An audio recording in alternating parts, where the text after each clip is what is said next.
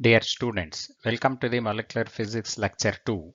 In the previous lecture, we have studied the pure rotational spectra, that is a diatomic molecule as a rotating as a rigid molecule without change in the distance between the molecules. So in the present lecture, we will consider the pure vibrational spectra of a similar diatomic molecule.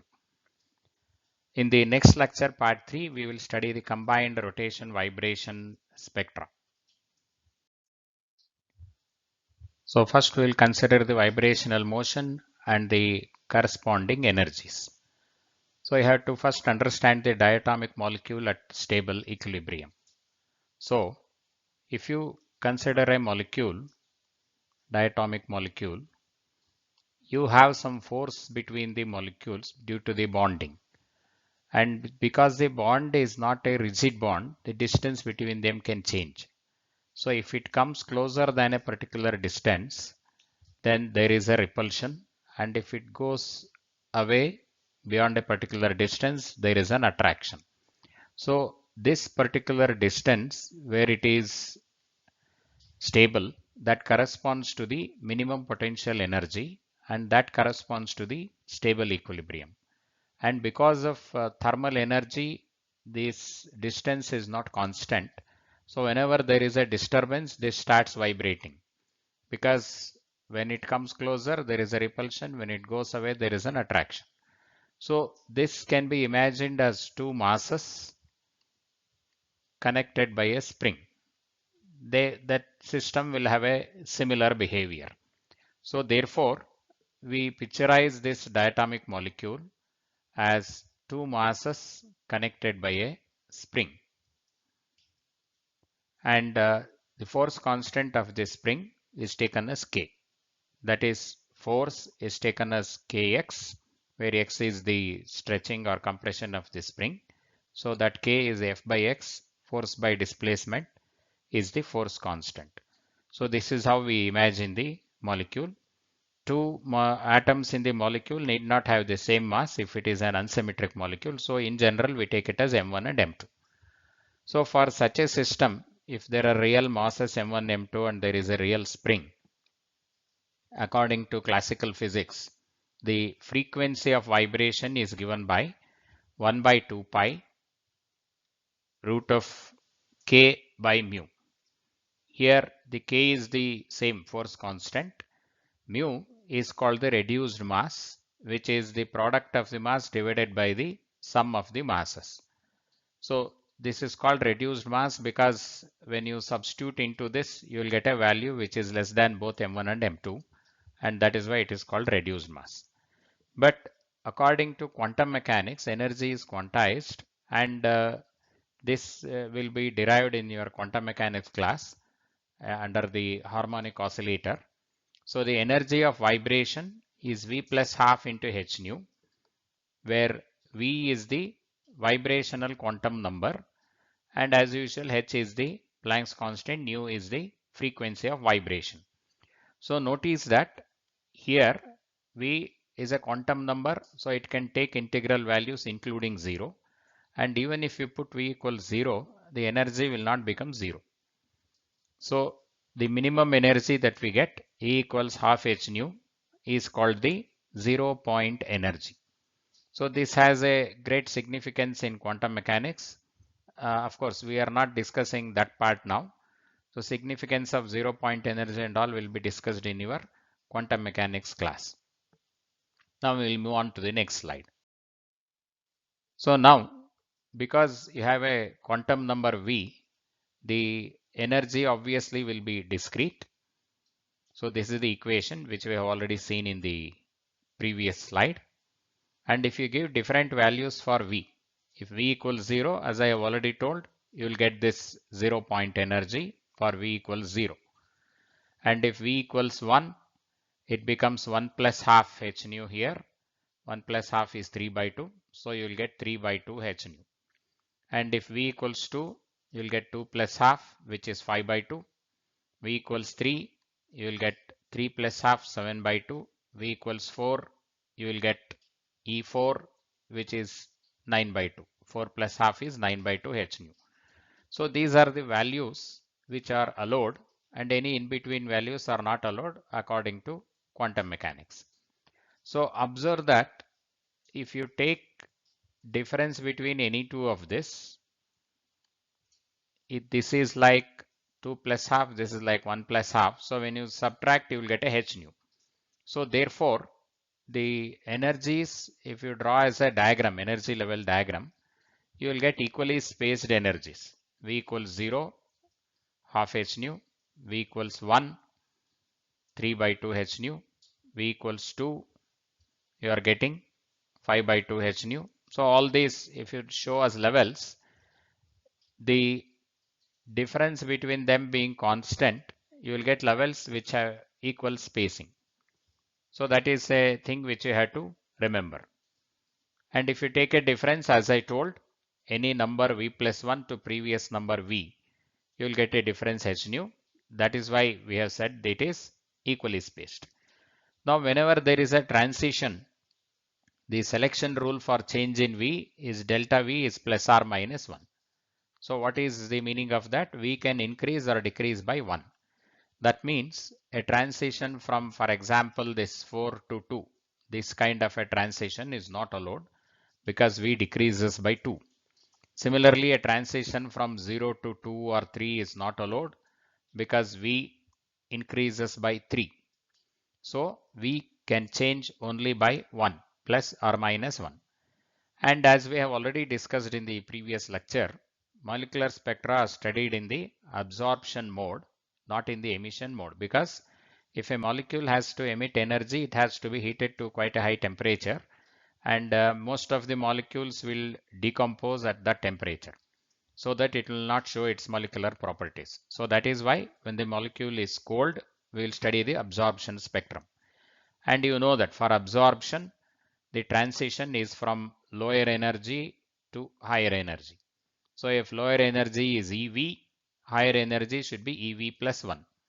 V plus 1 minus V. So V has increased by 1, and therefore we use selection rule delta V equals plus 1 only. We will not consider minus 1 because we will not consider transition high to low. So because whenever you take a difference of delta V as 1, we have already seen here V plus 1 to V, you will always get h nu, whatever is the value of V. You can take from 4 to 3 or 3 to 2 anywhere. When you take a difference, any transition of this kind will give the same frequency, and therefore finally this results in a single frequency. Delta E is h nu, and therefore nu is delta E by h. That is a single frequency that is resulted from this vibrational transitions upward. Now there are some points to be noted here. Only the molecules having permanent electric dipole moment exhibit pure rotational spectrum.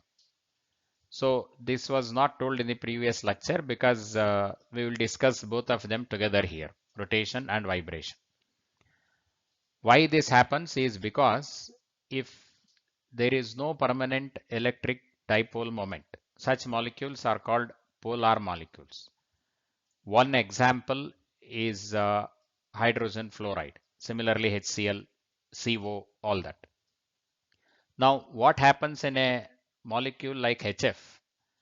This fluorine molecule has more electronegativity. That means it will pull the electrons stronger than the hydrogen molecules. So, when they are single atoms, hydrogen will have a nucleus and it will have one electron. And this will be symmetric. This plus is at the center and electron is going around symmetrically, and therefore finally the net effect is 0. Similarly, in the fluorine you will have a nucleus with Z protons and you will have Z electrons going around it. Again, this is also symmetric, and therefore for any point outside the electric field is 0. But when it becomes a molecule like hydrogen fluoride, because this fluorine has stronger attraction to electrons, it will pull electron a little bit towards fluorine. It will not completely pull that. The electron still belongs to hydrogen, But hydrogen, which was like this, now becomes like this because these electrons are pulled towards fluorine. And therefore, center of minus and center of plus will not coincide. You will get a positive charge here. Center of this negative will come somewhere here. So that becomes a dipole. And that is what is shown here. So notice that the arrow shows the direction of electron shift. So finally, you will get a little positive charge in the left side and a little negative charge in the right side, and the electron is shifted in this direction. But the direction of dipole moment is always taken from minus to plus. This is the direction of dipole moment as a vector. So remember, the direction of dipole moment vector is opposite to the direction of arrow that is shown here, because the arrow shown here is the direction in which electron is shifted. So such molecules are called polar molecules. So when you have these polar molecules, so in short we can represent it just like a dipole. So when this molecule rotates, so you have a dipole and this dipole rotates. And because it rotates, the electric field around this will change. And because electric field changes, it will induce magnetic field. So finally, you will start getting electromagnetic waves coming from that. And that is what results in the rotational spectrum. And now notice that such a thing will never happen. That is, the shift of electron and all will never happen if both are same molecules. So if you have two hydrogens, there is no effect. If you have two chlorines, that is Cl2, there is no effect because both have same electronegativity, and therefore the tendency of pulling the electrons will cancel out. So that is what is the meaning of this. Only unsymmetric molecules. That means the two atoms in the molecule should not be same. That is, they should have different types of atoms. They can exhibit pure rotational spectrum. So if a H2 molecule rotates, there is no permanent dipole in that, and therefore you won't get a pure rotational spectrum. Now, all this is for diatomic molecules. So in case of symmetric molecules, even if it is triatomic or even polyatomic, like CO2CH4, because the molecule is symmetric, the net shift in the electron will not happen. So there is no permanent dipole moment. So all these are not polar molecules, and therefore they do not exhibit pure rotational spectrum. So this is an important point to be remembered. Usually in your exams, this will be asked as a 2 marks question. Now continuing further. Yes, so that is shown here. In case of CO2, it is a standard linear molecule. Oxygen has more electronegativity compared to carbon. So oxygen pulls the electron from carbon, but the other oxygen also pulls it equally, and therefore the two effects are cancelled. And again, finally, there is no net dipole moment to the molecule. So therefore, when it rotates, it doesn't produce any electromagnetic waves, and therefore there is no rotational spectrum. So all this is what is to be added to the lecture 1, where we have not discussed this point because I wanted to discuss it together along with the vibration. So now similar effect will happen when there is a vibration. So notice that again, if there is a symmetric molecule like hydrogen, if it vibrates, that means if it comes closer and goes away like that, there is no change in dipole moment because there is no dipole moment. But if there is a molecule like HF, the electrons are a little bit shifted this side, and if these molecules go away, then the shift in the electron also changes. Therefore, there is already a dipole moment and it changes because of vibration, and that produces change in electric field, and therefore finally you will get electromagnetic waves because of vibration. So this is what is important to remember. Radiation is absorbed or emitted if there is a change in electric dipole moment because of vibration, that is during vibration. So this is the condition for diatomic molecules. And one special thing you have to remember about carbon dioxide. So as I have already told, I took the example of HF. Similar thing happens in case of HCl, CO, etc. All diatomic molecules. Now, it happens here because the molecule itself is unsymmetrical. But in case of CO2, molecule is symmetrical. So we have already seen you have a C double bond O on either side. And here there is no net dipole moment because the shift in the electron on both sides is cancelled. But if it vibrates unsymmetrically, so that is important. The molecule is symmetrical, but the vibration can be unsymmetrical. I will explain that. So because of that, there is a change in the dipole moment. There is no dipole moment because it is cancelled. And if it becomes unsymmetric during vibration, then you will start getting the effect. So how do you imagine that? That is shown here. See now, if the molecule bends, so remember, normally the molecule is like this. This is the structure. It's a linear molecule. So if it bends, that is carbon goes up, two oxygens come down, then there is no dipole moment produced in the molecule when it is linear. But now because it is bending, the electron is shifted here and shifted here, and these two vectors produce a resultant here. So now there is a positive charge in the upper portion. Because the two oxygens have come down, there is a negative charge here. This dipole moment, this is the dipole moment vector, was not present when there was no bend. So during vibration, whenever there is a bending type of vibration, a dipole is created temporarily, and that produces electromagnetic radiation. So bending mode is one of the unsymmetric vibration example. And there is a stretching mode. If two oxygen atoms vibrate symmetrically on either side, then there is no effect. That doesn't produce any change in dipole moment. But if there is a unsymmetric stretching, so notice that this CO distance is smaller and this is larger. Left side it is larger. So because of that, because it has come closer to this oxygen, the effect of this oxygen is larger, and therefore this electron shift will be larger. This will be smaller, and therefore two of them will not cancel out.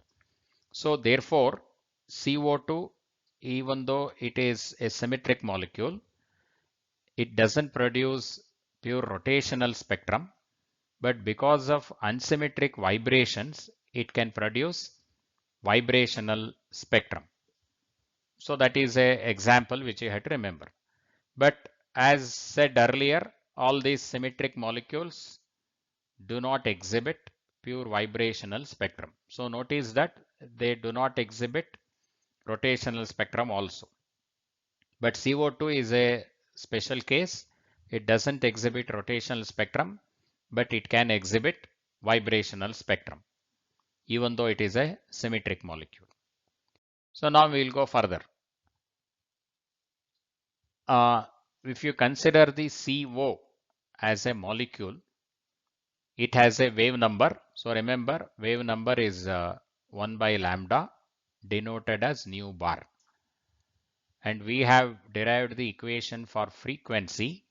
So frequency, you know that velocity is frequency into wavelength, and therefore frequency is velocity by wavelength. And this is same as c and wave number. So if you multiply wave number by c, you will get the frequency. So this is the wave number given in CGS units per centimeter. 1 by lambda should have the unit of 1 by length. So it is in per centimeter unit. So CO as a molecule has this wave number. But this combination of CO can be part of some other molecule. So if it is this kind, that means these two are some other atoms, you have a C double bond O. And in the first case, you have a C single bond O. You should have other atoms here, some other atoms. So even though all these three are same CO, notice that the wave numbers and hence frequencies are not same. This is because as the bonding type differs, the force constant also differs. So that is what is said here. Frequency depends on K and K depends on the nature of bonding. So therefore, wave number and hence frequency is different for same C and O combination of atoms depending on the type of bonding. So this has a lot of applications in the molecular spectroscopy. That means if you observe these values, you can say whether it is a CO separate or C double bond O, C single bond O, what kind of bonding is there. All that information is obtained using this wave number. This is only a simple example of an application of that. So I have given some standard values. This you can do as numericals by taking standard values of K and all. HF molecule frequency in the units of 10 power 13 Hertz, force constant and corresponding wavelength. Wavelength, it is not mm, it should be in the unit micrometer. So now this is only an example. We will do some numericals later. Yes. So here we are doing a numerical for the CO molecule. So the problem can be like this. Spacing between the vibrational levels is 0.269 eV. Calculate the force constant of CO molecule given 1 U, that is 1 atomic mass unit, is 1.66 10 power minus 27 kg. So the normal procedure for doing a numerical is first you have to write the data, and as soon as you write the data, notice that wherever you are not having SI units, electron volt is not SI unit, these atomic mass units are not SI units, so these are the things to be converted. So what is given? Difference between vibrational levels, delta E, is given. Two masses are given. Actually C and O masses, because they are known, you can take it directly. So I will take mass of C as M1, mass of O as M2. M1 is 12, M2 is 16, and they have asked you to find force constant K. So next step in solving a numerical is you have to decide the procedure for doing it, the method. So first step, convert this delta E to joule. That is the first step. Find the frequency using the equation for delta E. So delta E by H gives the frequency. And because the frequency has reduced mass in it, first find the reduced mass and keep it ready for substitution. And after that, use the equation for frequency, and in that you have K, therefore you can find K. So let us do it step by step. So observe that I have put these steps in different colors. I will put the solution also in the same color. So conversion of delta E to joule. 0.0269 is in electron volt multiplied by the charge of the electron 1.6 10 power minus 19. That will convert it to joule. So when you multiply, you will get this answer. Then next step, find frequency using delta E. So delta E equals h nu, and therefore cross multiply. Nu is delta E by h. Delta E, you have to use this value, which is converted to joule. Standard value of Planck's constant, 6.625 10 power minus 34. So when you simplify, you will get this answer, 6.5 10 power 13 Hertz. Then, as I told already, next step is to find the reduced mass. So reduced mass is product by some division. So 12 into 16 by 12 plus 16. When you simplify, you will get the answer in the atomic mass unit, and use this conversion factor which is given. So multiply by 1.66 10 power minus 27. You will get this answer finally. 1.138 10 power minus 26. Now the mass is in kg, SI unit. Now the next step is the finding of k using the equation for frequency. So this is the equation for frequency which was shown in the beginning itself. 1 by 2 pi root of k by mu, or k by mu. Cross multiply this is 2 pi nu. Now cross multiply this. So root k is 2 pi nu into root mu. And because we want k, you have to square everything. So 2 pi nu whole square and root mu square becomes mu. So this is the simplified equation for k. And now you can substitute for this mu that you have found, and you also substitute for the frequency that you have found. So we are substituting 2 pi nu. Frequency value which is present here is substituted 10 power 13 and all that to be squared, multiplied by mu 1.138 10 power minus 26, that is substituted, and when you simplify everything you will get 1900 Newton per meter. This is how you have to solve the numericals under this chapter. Now before, let us summarize everything quickly. First thing, diatomic molecules is imagined as two masses connected by a spring with a force constant k. And classically, you have frequency equals 1 by 2 pi root of k by mu, where mu is the reduced mass. And in quantum mechanics, the vibrational energy is V plus half into h nu. And if you put V equals 0, you will get half h nu. So lowest energy is not 0, that's called 0 point energy. Vibrational levels are equally spaced. So if you substitute V two values, that is V plus 1 and V. So I have to put V plus 1 here and next step V here, subtract, you will get this equally spaced, and that spacing that you have is h nu.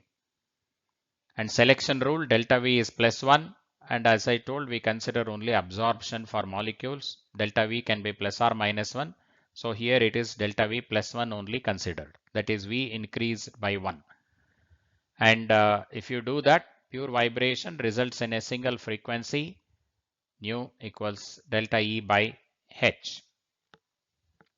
Symmetric molecules like N2H2O2 do not exhibit both pure rotational and pure vibrational spectrum. So this is the summary of some important points. So now you have to also practice doing numericals. One example I have shown. We will consider combining these two, what we have learned in lecture 1 and what we have learned in this lecture 2 in the next lecture part 3. Thank you.